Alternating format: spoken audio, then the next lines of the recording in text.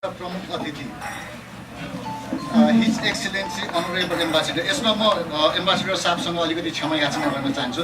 गएको कार्यक्रममा मैले हजुरलाई चाहिँ अनरेडी भनेर चाहिँ सम्बोधन गर्दैछु, त्यसमा एकदमै क्षमा याचना गर्न चाहन्छु। His excellency honourable ambassador to the United State of America doctor Shankar Prasad शर्माज्यूलाई पनि देशमा आएर आसन ग्रहण गरिदिनु अनुरोध गर्छु।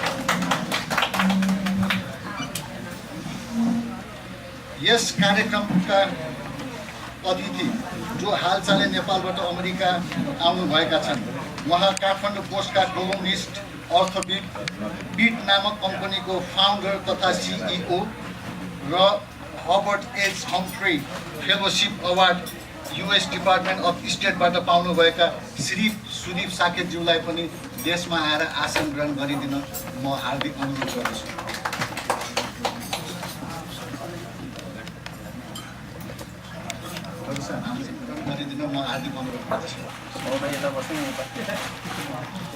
साथै हाम्रा अर्का सल्लाहकार तथा साहित्य समाजका अध्यक्ष उहाँ बस्नु भएको छ, हाम्रो प्रकाश नेपालज्यूलाई पनि यथास्थानमा आसन ग्रहण गरिदिन विनम्र अनुरोध गर्दछु।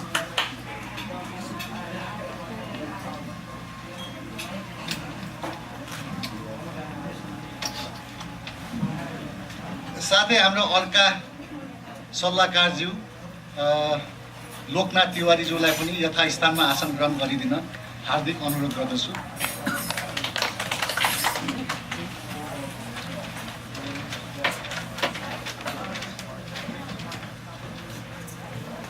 हाम्रा मिडियाकर्मी साथीहरू जसले आफ्नो बहुमूल्य कामको व्यवस्था गरी यस कार्यक्रममा आफ्नो ड्युटी सम्झेर पाल्नुभएका साथीहरू, उहाँहरूलाई पनि म यथास्थानमा आसन ग्रहण गरिदिन अनुरोध गर्दछु। हाम्रो गिरिजीलाई यथास्थानमा आसन ग्रहण गरिदिन अनुरोध गर्दछु र उहाँ हाम्रो नामको अलिकति गोविन्द गिरिजी, उहाँ हाम्रो भट्टराईजी रामचन्द्र भट्टराईजी यथास्थानमा आसन ग्रहण गरिदिन अनुरोध गर्दछु। अनि हाम्रा विश्वराज थापाज्यू अनि विश्वराज थापाज्यू यी नेप्लिस न्युजका र हाम्रा रामचन्द्र खरेलज्यू सगरमाथा टेलिभिजनका। धन्यवाद। हजुर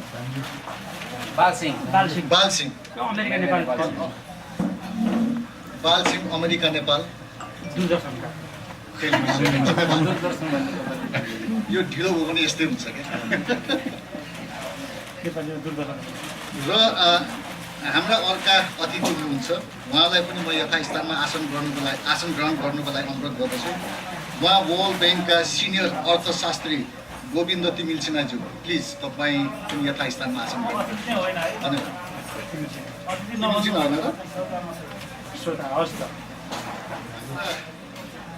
अमेरिका नेपाल सहयोगी समाजका उपाध्यक्ष कमल भट्टराईज्यूलाई पनि यथास्थानमा आसन ग्रहण गरिदिन हार्दिक अनुरोध गर्दछु।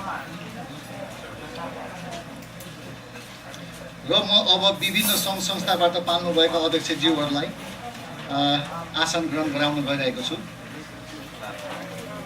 हाम्रो अध्यक्षज्यूहरू विभिन्न सङ्घ संस्थाबाट आएको अध्यक्षज्यूहरू म देखेँ जस्तो लागेन।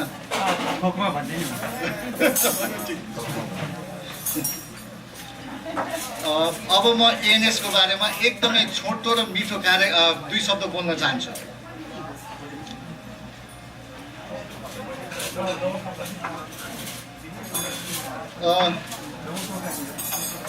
अब म अमेरिका नेपाल सोसाइटीको बारेमा दुई लाइन मात्र बोल्न चाहन्छु। अमेरिका नेपाल सोसाइटीको इस्टाब्लिस आजभन्दा 46 वर्ष अघि फर्मर युएस एम्बासिडर अल्सवर्थ बङ्कर ज्यूले गर्नुभएको थियो। यस संस्थाले विगतका दिनहरूमा अमेरिकामा धेरै र आउटस्ट्यान्डिङ कार्यक्रमहरू गरिसकेका छन् र अहिले वर्तमान कार्य समितिले गत जनवरी 6 र अप्रिल 27 तारिकमा युनिक कार्यक्रमहरू प्रस्तुत गरिसकेका छन् भने आगामी दिनहरूमा ANS America Nepal society Rajeev Mainali best student अवार्डको आयोजना गर्नेछौँ। साथै नेपालको सुदूरपश्चिम अञ्चलमा अवस्थित राउटे जनजातिको कार्यक्रम पनि जुन 16मा गर्ने आयोजना गरेका छौँ र यसका साथै नेपाल सम्बन्धी विविध सहयोगमूलक कार्यक्रमहरू सञ्चालन गरिने बेहोरा समेत यहाँहरू समक्ष अवगत गराउनेछौँ। धन्यवाद। त्यस्तै एएनएसका एडभाइजरहरू, पत्रकार मित्रहरू र मेरा कलिगहरू र उपस्थित सबै हाम्रो निम्ता स्वीकारेर आउने हाम्रो परिवार साथी भाइ सबैलाई म हार्दिक स्वागत गर्न चाहन्छु। अमेरिका नेपाल सोसाइटीको आयोजनामा आज हामीले अर्थविद जो यहाँ आउनुभएको मौका पारेर र नेपाल एम्बेसीको सहयोग र कोर्डिनेसनबाट हामीले यो कार्यक्रम आयोजना गर्न पाउँदा हामीलाई फेरि खुसी लागेको छ र म एम्बेसीलाई फेरि पनि धन्यवाद, स्वागत तथा धन्यवाद दिन चाहन्छु। अब आज धेरै कुरा बोल्ने भन्दा पनि हामी अमेरिकामा जो छौँ, जहिले पनि जस्तोमा अमेरिकामा धेरै वर्ष बसे पनि, सिटिजन भए पनि मानिस जहिले पनि हामी जहिले पनि नेपालकै समाचार सुन्छौँ, नेपालकै बारेमा कुरा गर्छौँ, नेपालकै अर्थतन्त्रको बारेमा कुरा गर्छौँ। फोन गर्दाखेरि बत्ती कति गयो, बत्ती गएन अथवा समाचार पठाउनु पाइएन, इमेल गर्न सकिएन भन्ने पनि कुराहरू आइरहेको हुन्छ।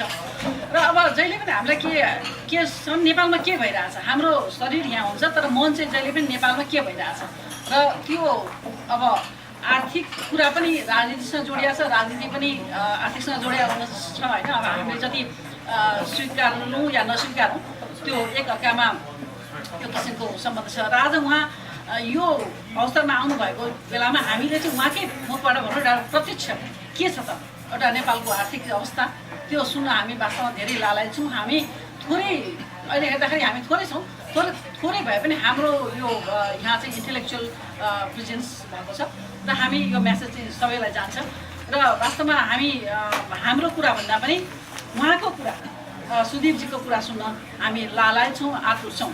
र अर्को यसैमा अब बाँकी कुरा उहाँसँगै हामी सुन्छौँ र सायद यो उहाँले मलाई एउटा रिक्वेस्ट मैले अब हामीले कार्यक्रम कसरी आयोजना गरेका छौँ अब हाम्रो श्यामजीले भन्नुहुन्छ, तर एउटा अलिकति समय उपलब्ध होस् कि 10 मिनट जति हामीले इन्टरेक्सन गर्ने, प्रश्न पनि सोध्ने मौका चाहिँ भयो भने अझ राम्रो हुन्थ्यो। अब अर्को पक्षमा म सानो कुरा के गर्न चाहन्छु भने अमेरिका नेपाल सोसाइटी भनेको अमेरिकाको सबैभन्दा जेठो संस्था मानिँदो रहेछ।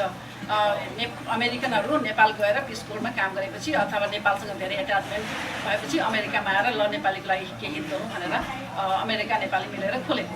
तर यो 46 वर्ष भइसकेको संस्था, अहिले यो संस्थाको एउटा अफिस पनि छैन, कार्यालय पनि छैन।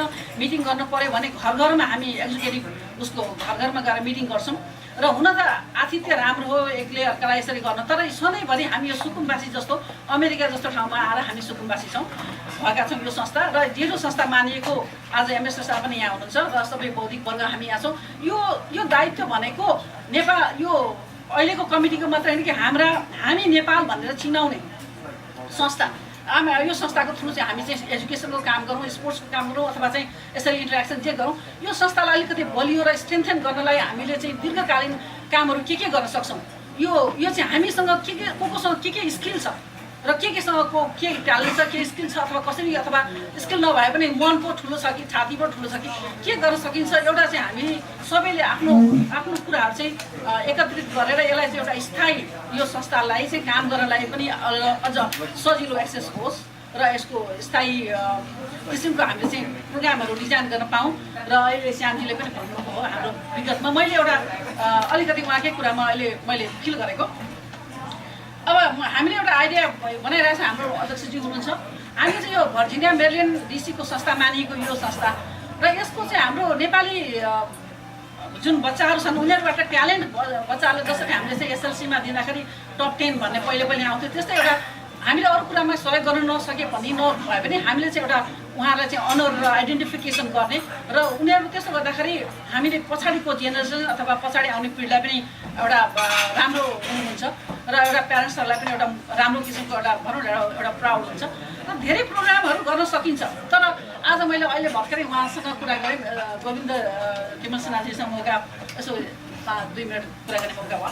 यसरी हाम्रो नेपालीहरू पहिले हामीले के सोच्थ्यौँ भने विदेश गयो भने काम गर्न गएको, अझै पनि भन्छ भाँडा मज्न गएको अथवा भाँडा मज्ने विदेशमा भयो, तर होइन। नेपाल अब नेपालीहरू चाहिँ सङ्ख्यात्मक हिसाबले मात्रै होइन, गुणात्मक हिसाबले, ट्यालेन्ट र स्किलको हिसाबले पनि हाम्रा नेपालीहरू ठुल्ठुलो पदमा पुग्नुभएका छन्, धेरै प्रोफेसनल हुनुभएको छ। जस्तो वर्ल्ड ब्याङ्कमा उहाँ हुनुहुन्छ, आज सुदीपजी नै चाहिँ यसरी आउनुभयो, अस्ति भर्खरै अर्को हाम्रो हुन त उहाँ नेपालको हुनुहुन्न तर नेपालको बारेमा धेरै काम गर्नुभएको गोयलजीको भर्खरै हामीले किताब उहाँको बारे इन्टरेक्सन कार्यक्रम गऱ्यौँ र त्यसैले यसरी धेरै नेपालीहरू यसरी विभिन्न क्षेत्रमा हामीले पनि मैले उहाँलाई भने र सुदीपजी आज चाहिँ सुदीपजी जो अहिले यसरी एउटा इकोनोमिक्सको रूपमा उहाँले परिचय दिनुभयो किताब लेख्नुभएको मैले पनि हेरेँ पेन्गुइन जस्तो संस्थाले उहाँले किताब प्रकाशन गरेको रहेछ र चाहिँ नेपालीहरू यति प्रतिष्ठित संस्थामा पुग्नु भएको छ र अब नेपालीहरू चाहिँ हामी चाहिँ त्यो उहाँ र उहाँको परिवारको लागि मात्रै होइन यो राष्ट्रकै लागि प्रतिष्ठाको विषय हो र प्रतिष्ठा र गौरवको विषय हो र यसैले अब हामी यसरी छौँ भने हामीलाई एउटा नेटवर्किङ गर्ने र एकले अर्कालाई चिनजान गर्ने र यो जुन अब म हाम्रा अर्थविद सुजीव साक्यज्यूको बारेमा परिचय दिन चाहन्छु। Sujeev Sakya dabbles across many worlds. He is the founder, CEO of BID, a Nepal-based management, consulting and financial advisory firm. He chaired the Nepal Economic Forum, the ACT as a private sector interface to development. He is author of the bestseller on leasing Nepal, past, present and future of the economy, Penguin, and wrote a popular column, Earthbeat in Nepali Times from year 2000 to 2011. He is currently columnist with the Kathmandu Post. He is a chartered accountant, completely his diploma in international marketing from Boston University and recently completed certificate in coaching from Columbia University. He was awarded the Howard H. Humphrey Fellowship by the US Department of State. Thank you very much. साथै हाम्रो कार्यक्रमलाई म अगाडि बढाउन चाहन्छु। भर्खरै हाम्रो महासचिव श्याम दाइले हाम्रो आजको मुख्य व्यक्तित्व सुजीव साक्यज्यूको परिचय गराएर जानुभयो। म उहाँलाई नेपालको वर्तमान आर्थिक अवस्था लगायत जे जति छ यहाँ चाहिँ नि सबैको यसमा चाहिँ मन्तव्य राख्नको लागि हार्दिक भने आजको यो अन्तर्क्रिया अथवा इन्टरेक्सनमा चाहिँ दुई तिनवटा कुराहरू चाहिँ मेरो पर्सपेक्टिभ चाहिँ अब नेपालको विषयमा हामीले सुन्ने त धेरै गर्छौँ होइन, नेपाल कति सानो छ होइन, हामी चाहिँ त्यो किसिमले चाहिँ हामी धेरै कुरा सुन्छौँ र अलिकति नेपालको विषयमा चाहिँ अलिकति भिन्न प्रस्तुति गर्ने जहिले पनि म खोजिरहेको छु।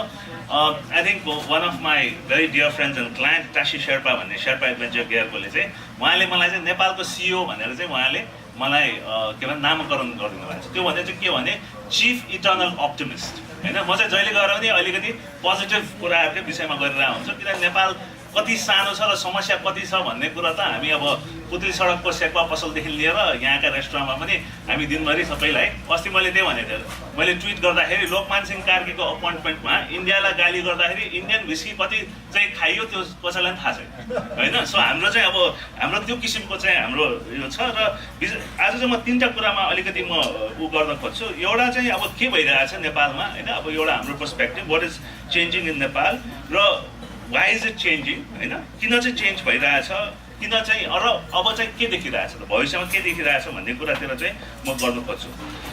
अब नेपालमा जहिले पनि हामीले कुरा गर्दाखेरि चाहिँ एकदम राजनीतिक अस्थिरता भयो भनेर मात्रै कुरा गरिरहेको हुन्छौँ होइन, एकदम पोलिटिकल इन्स्टेबिलिटीको मात्रै कुरा सुन्छौँ र अब पत्र पत्रिकामा चाहिँ अब यही नै हो होइन। अब यहाँ बस्यो होइन, मलाई तर हाम्रो नेपालीहरूको पनि कस्तो छ भने राजनीतिले चासो पनि बढ्यो।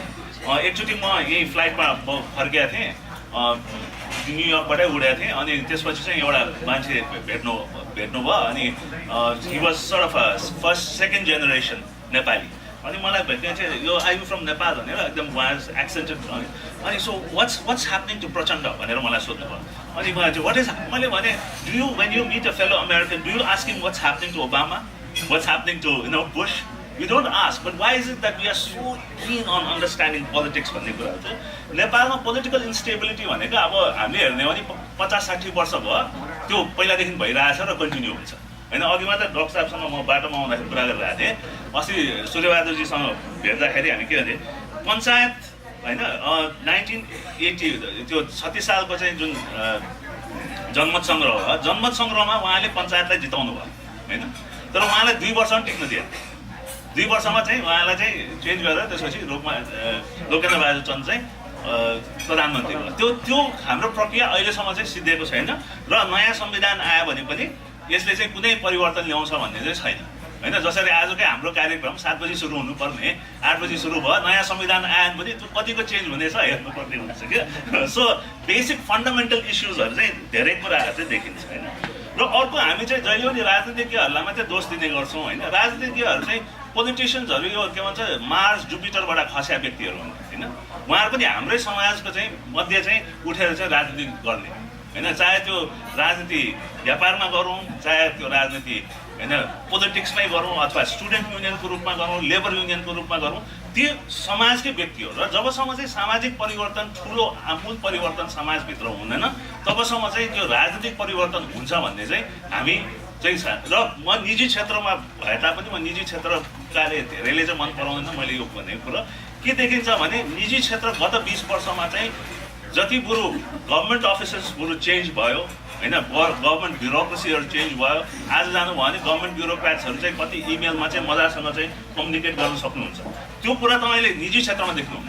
र जहिले पनि मैले चाहिँ ट्विट गर्दा होस् मेरो लेख्दाखेरि चाहिँ नेपालमा सबभन्दा पहिला प्राइभेटाइज गर्नुपर्ने नै प्राइभेट सेक्टर हो भनेर चाहिँ मैले भन्दै गइरहेको छु र लेख्दै गइरहेको छु। किनभने त्यो चेन्ज जुन आउनुपर्ने छ त्यो चेन्ज चाहिँ सोसाइटल चेन्जेसहरू चाहिँ आउनुपर्ने चाहिँ देखिन्छ। र पोलिटिसियन्सलाई मात्रै हामीले ब्लेम गरेर राजनीतिज्ञहरूलाई मात्रै ब्लेम गरेर चाहिँ हुँदैन। किनभने जति पनि चेन्ज आउनुपर्ने हो सानसाना कुराहरू हामीले आफैले गर्नु सक्ने चेन्जहरू धेरै छ।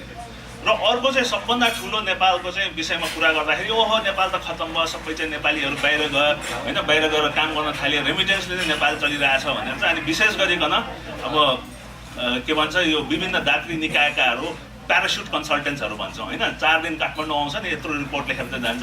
सबैले के भन्छ भने नेपालमा त यो खत्तम हुने देश त भने चाहिँ यो रेमिटेन्सले चलिरहेछ। तर रेमिटेन्सले हेर्ने हो भने गत 400-500 वर्षदेखि हाम्रो चाहिँ रेमिटेन्सले नै चलिरहेछ होइन।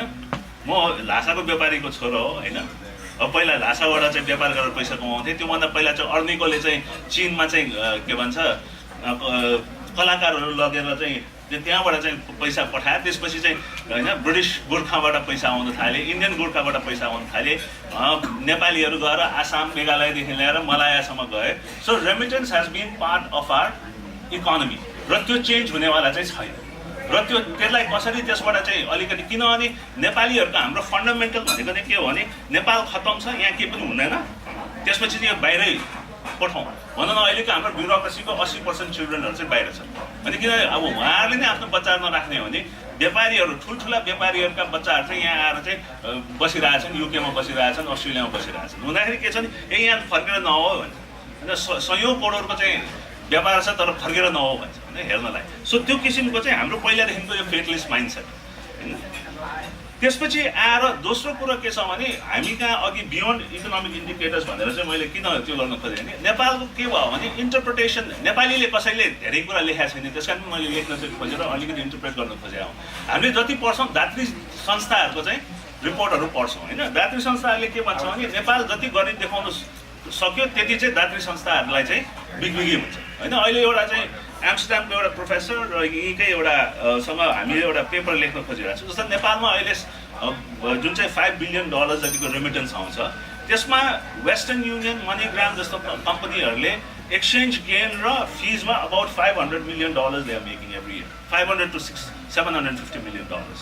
र if you look at Western Union as a company, this was something I discuss in UK last month. Western Union as a company चाहिँ हेर्ने हो भने उनीहरूले जुन पैसा बनाइरहेको छ त्यसमा चाहिँ यो जुन ट्याक्सहरू उठ्छ नि, जुन चाहिँ 15% ट्याक्स उनीहरूले तिर्छ, त्यो भनेको ब्रिटिस गभर्मेन्टले चाहिँ नेपाललाई दिने एड भन्दाखेरि चाहिँ बढी छ होइन। हुँदाखेरि यो कसले चाहिँ डिसाइड गर्ने त यो इस्युजहरू? हुँदाखेरि हामीलाई कस्तो भने नेपाल चाहिँ गरिब छ भन्ने एड आउने पनि हाम्रै पैसा आइरहेको ट्याक्सबाट चाहिँ आइरहेछ होइन। र अब त्यसमा अलिकति रिसर्च चाहिँ अब मोर इकोनोमिस्टहरू युज गरेर चाहिँ हामीले अलिकति रिसर्च चाहिँ हाल्ने सुरु गरिरहेछौँ।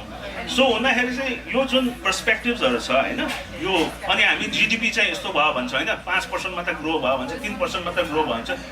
जब हाम्रो 1992मा $6 बिलियन को थियो त्यति बेला 10%मा ग्रो गर्नु र अहिले 15 बिलियन पुगेर 3%मा ग्रो गर्नु, अहिले ग्रो गर्नु बढ्यो होइन। हुँदाखेरि हामीले चाहिँ त्यो एब्सोल्युट नम्बरहरूको साटोमा चाहिँ हामीले पर्सेन्टेजमा भन्यो होइन, बुझ्नु छैन 3% ग्रो भयो 2% ग्रो भयो भन्छौँ होइन। अब र जिडिपी भनेको हाम्रो इन्डिकेटर किन होइन भने अब होइन द्याट्स योर फिल्ड होइन डक्टर साहब, किनभने एउटा रेमिटेन्स त्यसमा आउँदैन। अर्को के छ भने नेपालीहरूको हाम्रो चलन हेर्ने भने केही गर्नु पऱ्यो भने आफ्नो जग्गा बेच्छौँ कि, अब बिहे गर्नु पऱ्यो भने अथवा विदेशमै पढाउनु पऱ्यो भने जग्गा बेच्छौँ, भएका सुन बेचेर चाहिँ हामीले चाहिँ चलाउँछौँ। हुँदाखेरि हामीले इन्कमले बजेट गरेर खर्च गर्नुपर्ने भन्ने हाम्रो सिस्टम छैन होइन। हामी सक्दो चाहिँ आफ्नै जति पनि एसेट्सहरू छ एसेट लिक्विडेट गरेर चलाउँछौँ र त्यो एसेट लिक्विडेट भएको कहिले पनि जिडिपीमा आउँदैन। सो हुँदाखेरि यो दुईवटा फ्याक्टरलाई लिने हो भने GDP is not the indicator. र थर्ड फ्याक्टर के छ भने अब नेपालमा अस्ति मलाई एउटा फरेन इन्भेस्टमेन्टको विषयमा एउटा प्रोग्राममा बोल्नु भनेको थियो। मैले भने नेपालमा जति फरेन इन्भेस्टमेन्ट त कहीँ आएको छैन, किनभने इन्फर्मल सेक्टरमा हेर्ने हो भने इन्डियन व्यापारी विशेष गरिकन मारवाडी व्यापारीहरूले जति चाहिँ होइन असन इन्द्रचोक क्याप्चर गरेर बसेका छन् होइन, त्यो सबै त इन्फर्मली आएको छ नि। तपाईँले पुत्ती सडक तपाईँहरूले अब काठमाडौँ अब कहिले जानुभयो होला, पुत्ती सडकमा जानुभयो भने त्यहाँ यो लाइटको व्यापारीहरू छन् होइन, लाइट फिटिङको व्यापार छ। त्यो लाइट फिटिङको व्यापार अहिले हाम्रो अस्ति लास्ट हामीले स्टडी गरेको अनुसार 450 करोडको हाराहारीमा त्यो एउटा स्ट्रिपमा चाहिँ व्यापार हुन्छ। त्यसमध्ये 7वटा परिवार जोगबनी भन्दा 30 किलोमिटर उता भारतको एउटा सानो गाउँबाट आएकोले मान्छेहरूले चाहिँ गरिरहेछ। त्यो पनि 6-7 वर्ष जति चाहिँ भयो, 10 वर्ष जति भयो उहाँहरूले सुरु गर्नुभएको। भनेपछि त्यो इन्फर्मल जुन इन्भेस्टमेन्ट्सहरू छ त्यो पनि हामी जिडिपीमा आउँदैन। भन्दाखेरि नेपालको हामीले चाहिँ बाहिर प्रेजेन्टेसनहरू गर्दाखेरि नेपालको टोटल हेर्ने हो भने चाहिँ 40-50 बिलियन डलरको चाहिँ जिडिपीको चाहिँ हाराहारीमा हामी कुरा गर्नुपर्छ भनेर चाहिँ हामी भन्छौँ होइन। अब अर्को के छ भने यो जुन मान्छेले नहेरिरह्यो भने चाहिँ अब सबै काठमाडौँ सेन्ट्रिक भयो र नेपालमा जुन गत 50 वर्षमा जुन किसिमको बदली आएछ 60 वर्षमा त्यसलाई हामीले निहाल्नै सकेका छैन। र अब अहिले अलिअलि मिलेनियम डेभलपमेन्ट गोल्सको पनि आइरहेछ होइन, अब नेपालले राम्रो गरिरहेछ। तर तपाईँले हेर्नुभयो भने 1950मा 5000 जना मात्रै नेपाली विद्यार्थीहरू चाहिँ स्कुलमा थियो भने अहिले 50 लाखजना छन्। त्यो किसिमको आमूल परिवर्तन 60 वर्षमा धेरै कम देशहरूमा भएको छ भन्ने चाहिँ एनालिस्टहरूको चाहिँ भनाइ छ होइन। अब त्यसरी नै हेर्ने हो भने अब उता कालिम्पोङ पढेको हुनाले उता म खुब जान्थेँ होइन। म स्कुल विन्टर हलिडेजमा आउँथेँ। पूर्वतिर हेर्ने हो भने झापामा पथरी सुरुङ्गा भन्ने ठाउँहरू त 4-5वटा छोप्री जस्तो घरहरू भएको ठाउँहरू थियो होइन, 30 वर्ष 35 वर्ष अगाडिसम्म। अहिले हेर्नुभयो भने त्यहाँ अहिले कट्ठाको चाहिँ 40 लाख 50 लाख भन्दा थाल्यो। सो 40-50 वर्षमा 2000 रुपियाँ कट्ठाबाट चाहिँ 40-50 लाख रुपियाँ कट्ठा चाहिँ त्यो किसिमको अब यो डेटा यो स्ट्याटिस्टिक्सहरू चाहिँ कहीँ पनि आएको छैन। र त्यसले गर्दाखेरि कसैले र अब विदेशी लगानी नै हेर्ने हो भने स्ट्यान्डर्ड चार्टर्ड होस् अथवा युनिलिभर होस् होइन, हामी उहाँलाई अस्ति म I was joking with Standard चार्टर्डको चेयरम्यान अनि I was telling him that nowhere in the world where you invest $2 million in 1988 and you have a valuation of $500 million in 2013. Nowhere in the world this happens, 25 years. अब सूर्य नेपालकै हेरौँ युनिलिभरकै हेरौँ हुँदाखेरि गर्नेले गरिरहेछ।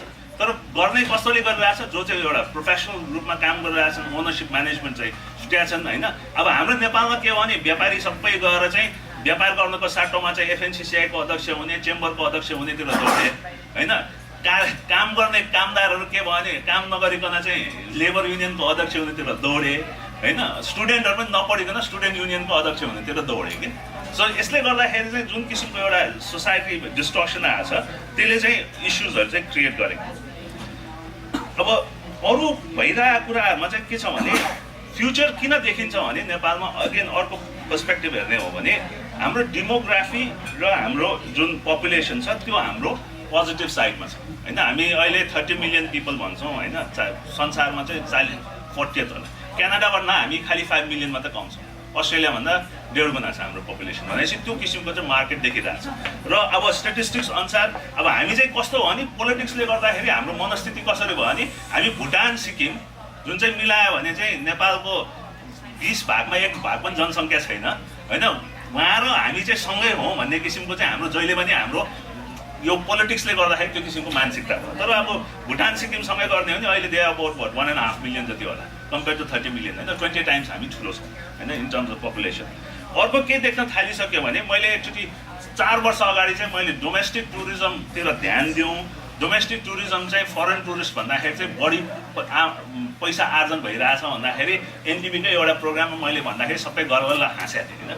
अहिले स्ट्याटिस्टिक्स आएको छ 67% चाहिँ अहिले हाम्रो टुरिज्म अर्निङ डोमेस्टिक साइडबाट छ होइन, आन्तरिक पर्यटकबाट छ भने 33% मात्रै। अब 10% मात्रै नेपाली घुमिदियो भने पनि 3 मिलियन पिपल नेपालीहरू चाहिँ घुम्छन् होइन। हामी चाहिँ यहाँ 1 मिलियन फरेन टुरिस्ट पुऱ्याउनुलाई चाहिँ हामी दौडिरहेको छौँ होइन। सिमिलरली अहिले गार्मेन्टको कुरा आयो भने गार्मेन्ट हाम्रो जति एक्सपोर्ट हुन्छ त्योभन्दा 4 गुणा बढी त हामी कहाँ नेपालभित्रै खपत भइरहेको छ। त्यो एक्सपोर्टको साटोमा नेपालको लागि नै हामीले चाहिँ प्रोडक्सन गर्नु थाल्यो भने होइन, त्यो किसिमका इस्युजहरू चाहिँ धेरै पोजिटिभ इस्युजहरू चाहिँ देखिन्छ।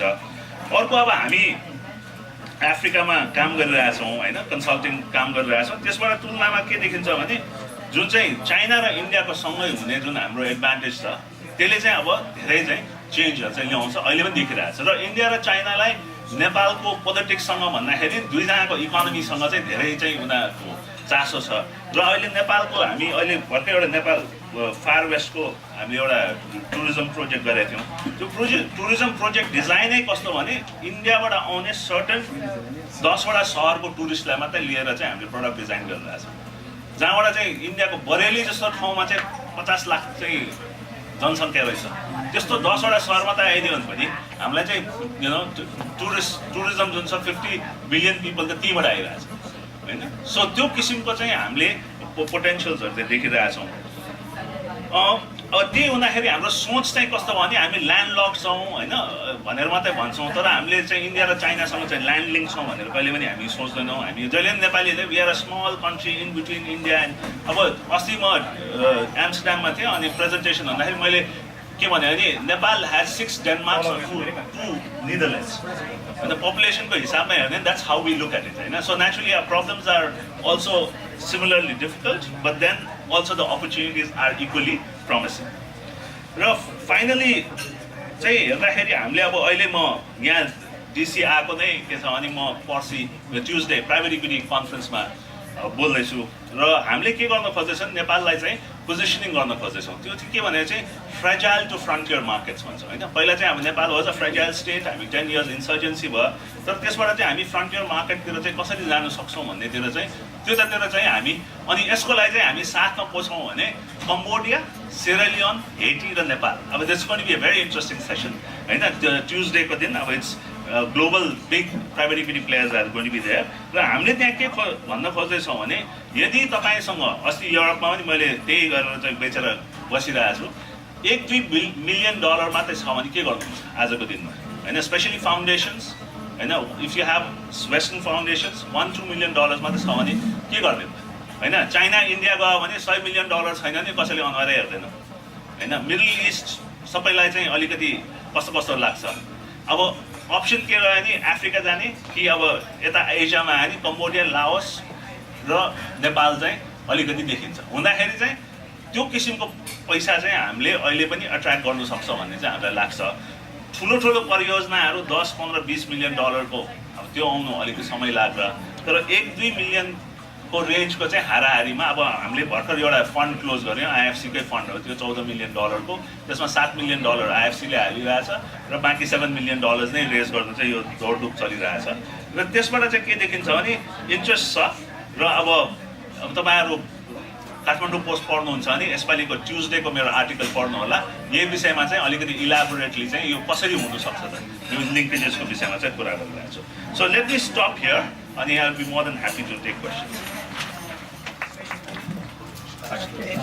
साक्यज्यू धेरै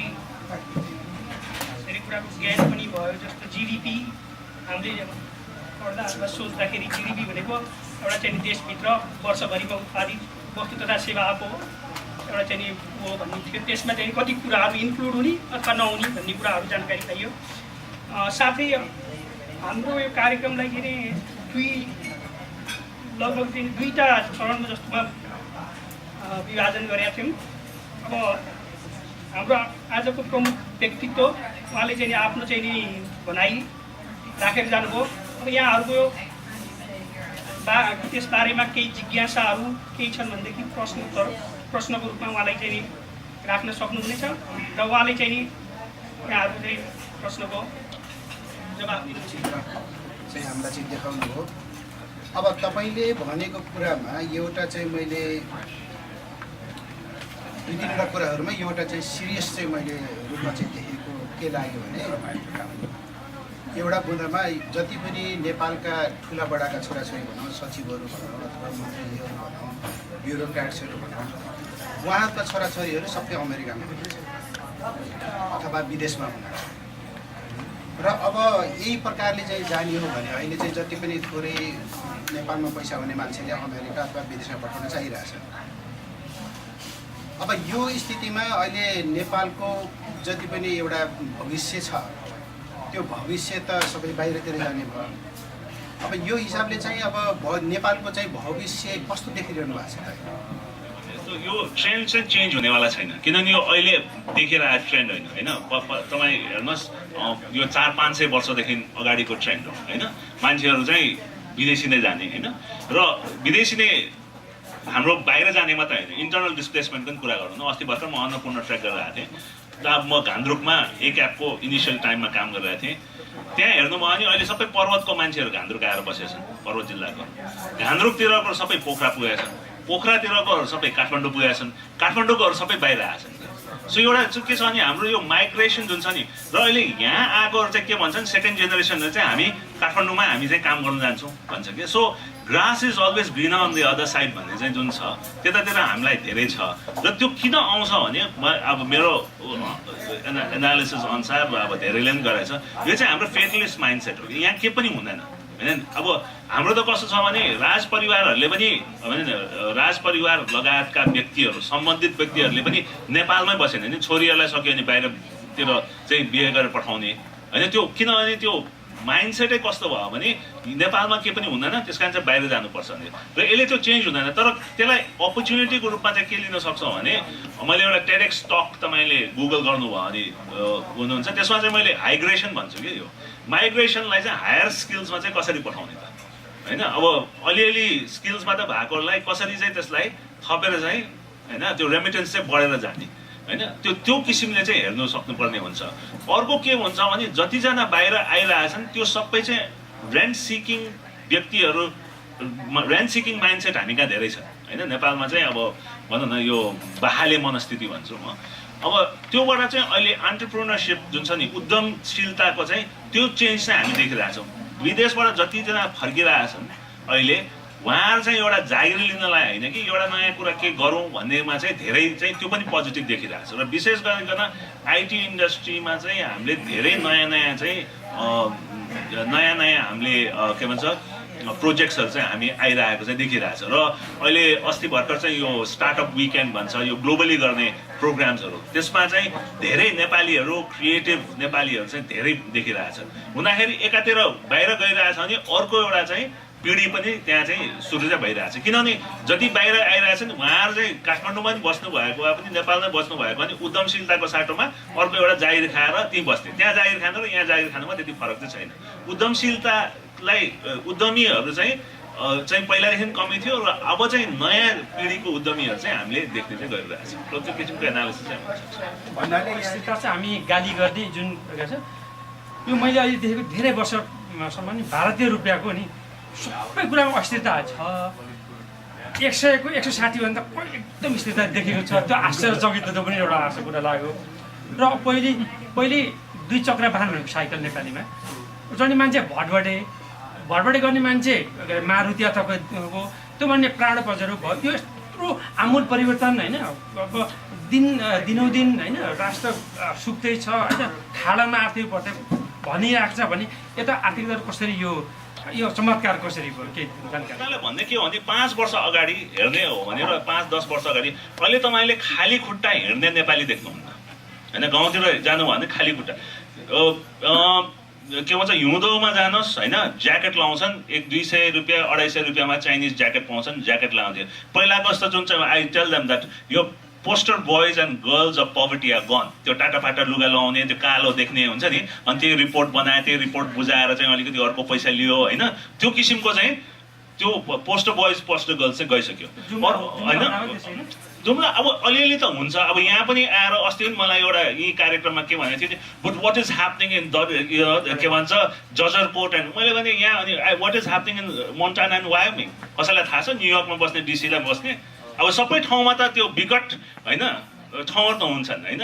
मोन्टाना र वायोमिङको दुईजनाको स्टेट बजेट हेर्ने हो भने न्युयोर्कको चाहिँ के भन्छ पानीको बजेटभन्दा कम छ, वाटर डिपार्टमेन्टको बजेटभन्दा कम छ होइन। हुँदाखेरि सबै ठाउँको चाहिँ जाजरकोट रुकुमहरू त सबै देशको हुन्छ होइन, यो नेपालको मात्रै हुँदैन। हुँदाखेरि त्यो मात्रै देखाएर चाहिँ हुँदैन। अर्को कुरा के छ भने स्कुल इनरोलमेन्ट बढेको छ। अहिले तपाईँहरू चाहिँ भनौँ न नेपाल बाहिर होइन पूर्व पश्चिममा म धेरै घुम्छु, हेर्ने हो भने स्कुल लाग्ने दिनमा बच्चाहरू पहिला जस्तो चाहिँ के भन्छ खेलिराखेको बिदाइ हुनुपर्छ होइन। त्यो किसिमको चाहिँ चेन्जहरू चाहिँ धेरै भएको छ होइन। सो र सबैलाई के भन्छु भने अब म पाटन बस्ने होइन, म त्यो हरिहर भवनको त्यो के भन्छ बस स्टपमा बसेर चाहिँ मान्छेहरूलाई I always tell them 10 minute चाहिँ बस्नु र recall 10 years ago what did you see होइन। अहिले हेर्ने हो भने लट अफ फिमेल ड्राइभर्स होइन ड्राइभिङ कार्स र कस्तो छ भने त्यो सोसाइटीले पनि धेरै चेन्ज गरेको छ। जब विवेक देब्रोय आएको थियो काठमाडौँमा अस्ति अब इन्डियाको नामी इकोनोमिस्ट, उसलाई म राति ड्राइभ गरेर आएको थिएँ। अहिले त मापसै छ।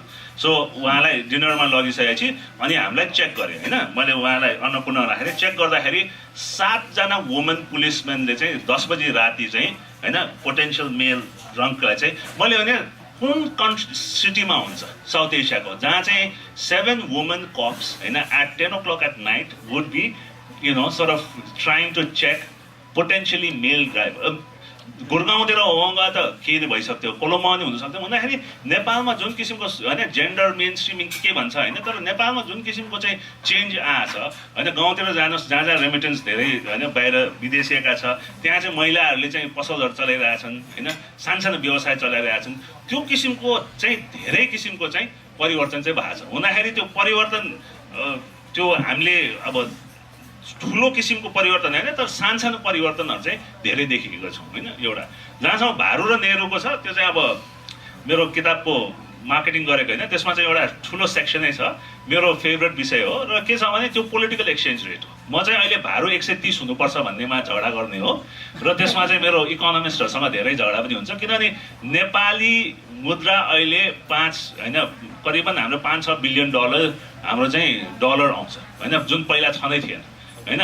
त्यो हेर्ने हो भने इन्डियन रुपी जब 1965 मा जब चाहिँ त्यो एक्सचेन्ज रेट फिक्स गर्यो त्यति बेला त के थियो भने इन्डियासँग बढी डिपेन्डेन्ट भयो भन्ने हिसाबमा चाहिँ त्यो स्टेबिलाइज गर्नलाई गरेको।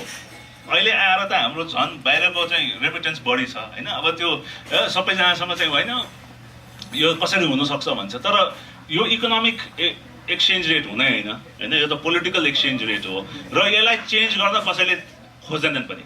र अहिले सायद इन्डियाले जति जे भनेको पनि अस्ति पनि अब इन्डियन गभर्नर आरबिआईको गभर्नरले भेरी क्लियरली भनेको छ र आई थिङ्क अहिले कसैले पनि यसलाई चेन्ज गर्ने चाहिँ तराईको पनि त्यही हुँदैछ, पाहाडमा खेती हुँदैन भने यसको इकोनोमिक्सले कतिको असर छ त्यसको लगानीको चाहिँ प्रतिफल खोज्छौँ नि। त्यसले गर्दा अहिले भनौँ न नेपाली चामल भारतीय चामलभन्दा धेरै महँगो छ। हुँदाखेरि भारतीय चामल छ भने नेपालमा चामल उमाइराख्नु पर्ने किन पर्यो होइन। अब त्यो किसिमको नै हेर्नु पर्यो र त्यही भूमि छ भने त्यो भूमिमा चाहिँ हाई भ्याल्यु क्रप गर्ने कि लो भ्याल्यु क्रप गर्ने त्यो पनि डिसिसन चाहिँ लिनुपर्ने हुन्छ। किनभने जहाँसम्म एग्रिकल्चर अब फुड सिक्योरिटी रिलेटेड अब ग्लोबल स्टडिज धेरै भइरहेछ। अब फेरि अर्को चाहिँ यो बाटो हो फुड सिक्योरिटीको विषयमा चाहिँ धेरै कुरा हुन्छन्। तर के छ भने भारतमा अहिले जुन चाहिँ अन्नको जुन सरप्लस छ होइन त्यहाँ फ्याल्न परिरहेछ त्यत्रो होइन, त्यो त हामीले किनेर खा भइहाल्यो होइन। हुँदाखेरि नेपालमै त्यो कृषिको जुन समस्या चाहिँ आउँछ जस्तो चाहिँ लाग्दैन होइन, किनभने हामी कहाँको कस्ट अफ प्रोडक्सन हाम्रो के भन्छ प्रोडक्टिभिटी होइन धेरै कस्ट अफ प्रोडक्सन हाई छ, प्रोडक्टिभिटी लो छ। हुँदाखेरि हामीलाई फुड चाहिँ अब this is my personal opinion चाहिँ हामीलाई इम्पोर्ट गर्नु चाहिँ फाइदा छ कि।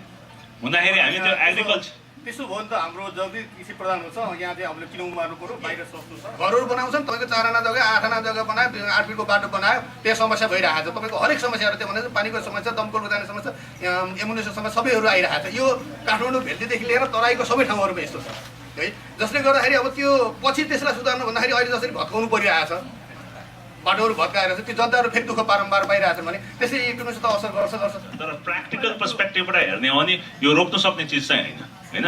र के छ भने सबभन्दा संसारको सबै ठाउँमा हेर्ने हो भने सबभन्दा ठुलो नेक्सस भनेको पोलिटिसियन्स र रियल स्टेट प्लेयरहरू। त्यसको लागि आएको छु भन्नुभयो। आइएफसीले दियो अरू पैसा उठाउने भन्नुभयो। त्यो कोसँग हामी सर्वसाधारणसँग उठाउने कि कोसँग कसरी उठ्छ त्यो कुरा? अनि त्यसमा तपाईँ विश्वस्त हुनुहुन्छ उठ्छ भनेर? तर के छ भने हामी नै कस्तो छौँ होइन, तपाईँ नै आफ्नो जिन्दगीमा हेर्नुहोस् होइन, हामी नेपाली भनेको बजेट लिएर काम गर्ने होइन होइन यति मेरो चाहिँ खर्च छ होइन। हामी के छ भने इन्डियामा कुखुराको भाउ 2 रुपियाँ बढ्यो भने मान्छेले 5 हप्तामा 3 दिन खाइरहेछन्, 1 दिन खान्छन्। नेपालमा 100 रुपियाँ होस्, 200 रुपियाँ होस्, 300 रुपियाँ होस्, 5 दिन खाइरहेछन्, 5 दिन खान्छन् होइन। हामी इन्कमबाट एक्सपेन्सेस चलाउने हामी जाति होइन होइन। हामी कति खर्च गर्छौँ भनेर हामी बजेट, इन्डियामा 6 करोडको घर किन्ने मान्छेले 6 करोडको बजेट गर्छ, 2 करोड चाहिँ इन्टिरियरमा गर्छ। हामी कहिले पनि त्यो बजेट गर्दैन, ल खर्च हुँदै जान्छ। हुँदाखेरि हामीसँगको उपाय के हुन्छ भने खालि एसेटलाई लिक्विडेट गर्न चाहिँ हामीले आफ्नो के भन्छ एक्सपेन्सले चाहिँ मिट गर्छौँ होइन। जेनरली अब कति एक्सेप्सन्स होला, तर अब धेरै हामी अब भाटपेटिनी मेरै अफिसको छेउमा ठुलो भाटपेटिनी खोलेको छ पाटनमा, हेर्ने हो भने मान्छेले त्यो प्राइस साइजै हेर्दैन, कुई हाल्छन् होइन, चेकआउट गर्छन् होइन। त्यो कति तलब छ होइन।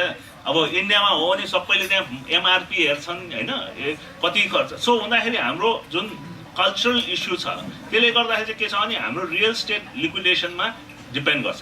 अर्को चाहिँ के छ भने अघि उहाँले भन्नुभएको छ भौतिक पूर्वाधारहरूको कमजोरले गर्दाखेरि हाम्रो उपाय के मात्रै छ भने हामी सबैजना काठमाडौँ हो होइन। काठमाडौँमा चाहिँ 2 आना भने किन्नै पर्यो होइन। अब घले गाउँमा छ भने बेसी सहर आउँछ, बेसी सहरको मान्छेले पोखरा जान्छ, पोखराको मान्छे काठमाडौँ जान्छ होइन। र के छ भने त्यो 2 आना 4 आना जोड्नै पर्ने हुन्छ। त्यो प्रेसरले गर्दाखेरि त्यो प्राइसमा चाहिँ डिमान्ड सप्लाईको कुरा हो। आखिर हाम्रो त कचौडै हो त्यो होइन, त्यसमा त एक्सप्यान्ड हुनु सक्दैन। त्यो कचौडाभित्रको अब जग्गा सिद्धिन लागिसक्यो भनेपछि त्यो डिमान्ड सप्लाईले गर्दाखेरि चाहिँ त्यो प्राइस चाहिँ चेन्ज हुँदैन। र अब त्यो I don't think that's something we can do. यस कार्यक्रमका सभापति श्री डाक्टर सुजित साक्यज्यूलाई खाना उडाएर सम्मान गरिदिनुको लागि धेरै कुराहरू हिन्ट त दिइहाल्नु। उहाँले नेपालमा मात्रै होइन अब धेरै अरू कन्ट्रीमा अफ्रिकादेखि लिएर धेरै ठाउँहरूमा बिजनेसको कुराहरूदेखि लिएर धेरै कामहरू गरिरहनु भएको छ। नेपालमा पनि इकोनोमिक फोरमको अध्यक्षता गरिरहनु भएको छ र इन्टरेक्सनहरूमा पार्टिसिपेट गर्नुहुन्छ। कोलमिस्ट नै हुनुभएको छ। नेपालको प्राइभेट सेक्टरमा धेरै वर्ष सिइओ भएर नेपालको वान अफ द बिगेस्ट प्रोजेक्टमा बसिसक्नु भएको छ। हे सो मच अफ एक्सपिरियन्स होइन। उहाँलाई आज हामी नेपालीहरूको बिचमा ल्याएर यसो इन्टरेक्सन गर्ने र चिनाजानी गर्न पाउँदा खुसी लागेको छ। उहाँ यतातिर त आइरहनुहुन्छ तर नेपाली ग्रुपसँग त्यति इन्टरेक्सन भइरहेको थिएन। अब यो कन्टिन्यू होस् भन्ने म चाहन्छु। र यो भन्दै फेरि म धेरै वर्ष योजना आयोगमा पनि काम गरेँ अनि मलाई सम्झना आएछ। म यता आउनु अगाडि हाम्रो प्रचण्ड चाहिँ प्रधानमन्त्री हुनुहुन्थ्यो, म चाहिँ गभर्मेन्टमा थिइनँ। सिएनआईको एनुअल कन्फरेन्समा I was the keynote speaker अनि उहाँले चाहिँ जवाफ दिनुपर्ने थियो होइन। मैले धेरै कुराहरू त्यो बेला गरेको थिएँ, त्यो कुरा किन दोहोऱ्याउँ। र एउटा दुईवटा कुरा मलाई भन्न मन लाग्यो के भने उहाँले अघि धेरै कुराहरू माइक्रो लेभलमा वास्तवमा धेरै कुराहरू नेपालमा इम्प्रुभ भएको छ। त्यो चाहिँ स्ट्याटिस्टिकल्ली पनि देखिन्छ।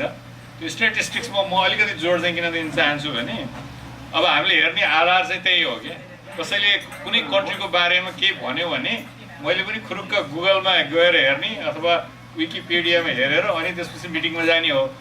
त्यसैले त्यो स्ट्याटिस्टिक्सहरू हेर्दा पोभर्टीको लेभल घटेको, हेल्थको इन्डिकेटर्सहरू धेरै इम्प्रुभ भएको, एजुकेसनको इन्डिकेटर्सहरू हाम्रो धेरै इम्प्रुभ भएर 2 वर्ष अगाडि हामीले डिफेडले हामीलाई प्राइज दिएको छ, युनाइटेड नेसन्सले हामीलाई प्राइज दिएको छ। धेरै राम्रो भएको छ। तर कति कुराहरूको प्रब्लम पनि छ। त्यो कुराहरूको प्रब्लम भन्दा म आजभन्दा 4 दिन अगाडि यो जोइन्ट सेसन थियो क्यापिटल हिलमा, म सुन्न गएको थिएँ। हाम्रो कोरियाको प्रेसिडेन्ट यो पार्क पुरानो पार्ककै छोरी हुनुहुन्छ, उहाँ अहिले प्रेसिडेन्ट हुनुभयो।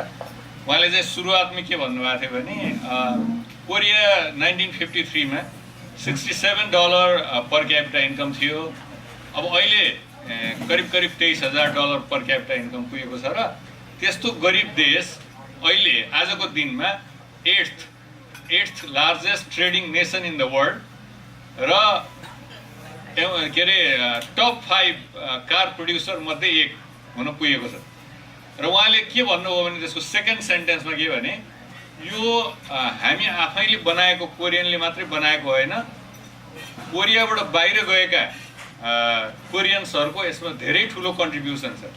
जर्मनीको माइनिङमा काम गर्ने कोरियन्सहरू, भियतनामको जङ्गलमा काम गर्ने कोरियन्सहरू र मिडल इस्टको डेजर्टमा गएर कन्स्ट्रक्सन र अरू काम गर्ने कोरियनहरूको कन्ट्रिब्युसन एकदमै धेरै छ कोरिया बनाउनलाई। र I was very proud, I am very proud of becoming the president of that nations was people went abroad and then build the nation भनेर उहाँले चाहिँ, I think that was the second paragraph. अनि मलाई पनि के लागिरहेछ भने यो हामीले यो रेमिट्यान्स चाहिँ अहिले उहाँले भन्नुभयो 5 अरब, अब गभर्मेन्टको स्ट्याटिस्टिक्स हेर्दा 23% अफ जिडिपी। अब हामीले त्यहाँ कहाँनिर मिस्टेक गरिरहेछौँ भने यो के भन्छ भने डच डिजिज पनि भन्छ। हामीसँग पैसा टन्न भएपछि उहाँले अहिले नै भन्नुभएको जस्तो के अरे अब 130 गरे पनि हुन्छ त्यसलाई वास्तवमा। त त्यसमा चाहिँ मेरो अलिकति म डिफर गर्छु, म भन्छु त्यो के भने हामीसँग यति फरेन एक्सचेन्ज छ तर हामीले त्यसलाई प्रपर युटिलाइजेसन गरेर एक्सपोर्ट बढाउन सकेनौँ होइन। अहिले $8 को इम्पोर्ट, $1 को एक्सपोर्ट भइरहेछ होइन, विच इज मिजरेबल। अनि यस्तो अपर्च्युनिटी हामीले पाएका छौँ फरेन एक्सचेन्ज फालाफाल भइरहेको बेलामा चाहिँ हामीले यसलाई कसरी उपयोग गर्ने, जस्तो कोरियन प्रेसिडेन्टले भनेको जस्तो हामी त्यतातिर कसरी जाने भन्ने एउटा मलाई लाग्छ ठुलो च्यालेन्ज हो। That's where probably we need to do some reform. अनि दोस्रो कुरो चाहिँ अब नेपालको अघि ल्यान्डको र एग्रिकल्चरको कुरा आयो। म ल्यान्ड र एग्रिकल्चरमा चाहिँ दुइटै मात्रै सेन्टेन्स उहाँले भनेको कुराहरू सबै मान्दै पनि यो हाम्रो हाई भ्यालु क्रप्सहरू चाहिँ करिब 6%ले बढेको छ। That's where our comparative advantage is. पहाडको एरियामा पनि हिमालको एरियामा पनि हामी धेरै उत्पादन गर्न सक्छौँ। तर तराईलाई पनि हामीले छोड्नु भएन। तराईको हाम्रो एग्रिकल्चरको प्रोडक्टिभिटी बङ्गलादेश र इन्डियाकोमा there is only one factor which explains about 2/3 of the total productivity between Nepal and Bangladesh, Nepal and India. त्यो भनेको के हो भने पानी। अब त्यसको पानीको बारेमा म धेरै भन्न चाहन्न, खालि मात्रै एउटा इरिगेसनको मात्रै कम्पोनेन्ट पनि हामीले इम्प्रुभ गर्न सक्यो भने मलाई लाग्छ त्यो प्रोडक्टिभिटीमा हामीले धेरै ठुलो पड्को मार्न सक्छौँ। र हाई भ्यालु क्रप्स। अब म्यानुफ्याक्चरिङको कुरा अहिले आयो। म्यानुफ्याक्चरिङमा चाहिँ हामी आजभन्दा 7-8 वर्ष अगाडि म्यानुफ्याक्चरिङको कन्ट्रिब्युसन झनै 10-11% थियो, अहिले घटेर 6%मा आएको छ। यसको विभिन्न कारण छ। नेपालको हाम्रो कम्पेरिटिभ एडभान्टेज नहोला, तर हामीले अहिले भर्खर के अरे अघि दमननाथ ढुङ्गानाले भन्नुभएको थियो, यो धेरै ठाउँमा लेखिएको पनि छ। एउटा देङ सियोपिङ आएर स्पेसल इकोनोमिक जोन खोलेर अमेरिकन पैसा लगेर अहिले चाइनिजले चाहिँ अमेरिकासँगै कम्पिट गरिरहेछ। त्यस कारणले we can use that. Chinese र इन्डियन पैसा ल्याएर हामीले स्पेसल इकोनोमिक जोन बनाएर हामी तिनीहरूलाई नै बेचेर हामी हाम्रो म्यानुफ्याक्चरिङ सेक्टर बढाउन पनि सक्छौँ। किनभने हाम्रो म्यानुफ्याक्चरिङ सेक्टरमा ज्यादै कम्पेरिटिभ एडभान्टेज विक छ। र थर्ड चाहिँ त अब हाइड्रो पावर र टुरिज्मको कुरा धेरै नगरौँ, किनभने यो गर्न लाग्यो भने धेरै समय बित्छ। अनि एउटा मैले खालि एउटा फरेन एक्सचेन्जमा डिफर भएको कुरा मात्रै भन्न चाहन्छु। एकचोटि निकै सिरियस मिटिङ र गोप्य मिटिङ पनि भएको थियो नेपालमा। अनि हाम्रो चाहिँ दुईवटा ठुला मान्छेहरूले चाहिँ यसलाई चाहिँ अलिकति चेन्ज गर्नु पऱ्यो भन्नुभएको थियो। उहाँले भन्नुभएको डिरेक्सनमा मैले त्यहाँ कहाँनिर डिफर गरेँ भने म चाहिँ सिङ्गापुरमा धेरै काम गरेर अब अहिले चाइनाको कुरा, अमेरिकाले चाइनालाई भने जस्तै अब सिङ्गापुर र साउथ इस्ट एसियामा यिनीहरू चाहिँ साना कन्ट्री, त्यति बेला प्रब्लम धेरै थिएन। अनि यिनीहरूले आफ्नो करेन्सीलाई चाहिँ अन्डर भ्यालु गरिरहेको थियो धेरै बेला, किनभने त्यो उनीहरूको साउथ इस्ट एसिया र इस्ट एसियाको मेन टार्गेट नै के थियो भने एक्सपोर्ट हो। एक्सपोर्ट ओरिएन्टेसनबाट हामी डेभलप गर्नुपर्छ भनेर देवर अन्डर भ्यालुइङ।